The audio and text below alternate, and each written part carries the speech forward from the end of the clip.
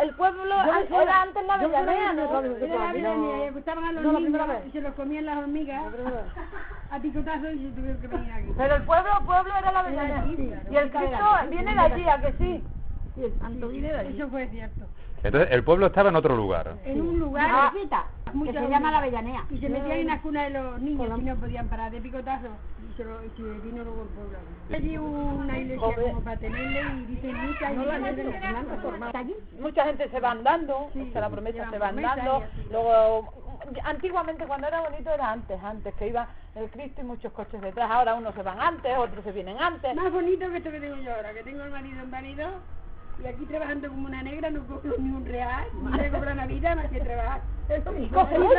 Y voy a acabar trabajando y sin nada. Bueno, en el pueblo no hay nada escrito de que fueran las hormigas. También se dice que era por la guerra, que huyeron aquí hasta la sierra.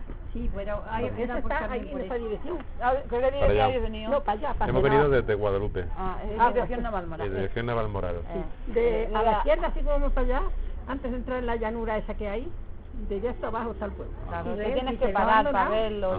Pero se ven, hay restos de las construcciones entonces allí todo. ¿Hay casas? Muchas casas. Están haciendo más casas. Los dueños hacen sus casas. O sea que están reformando o sea que entonces esa historia no es una historia de hace mucho tiempo, ¿no? Es una cosa... No, que yo no lo he conocido. Yo lo que oigo a los mayores. Pero de la historia de la guerra civil, no me acuerdo. Ustedes tampoco lo han conocido, ¿no? Es decir, anterior entonces a ustedes. ¿Y sus padres y sus madres? la gente, claro, tampoco. Tampoco la habían conocido. O sea que estamos hablando ya de hace 300 años, por lo menos, ¿no? No hay nada escrito. Dicen que se vinieron aquí por una guerra y otra gente dice que por las hormigas. Las hormigas.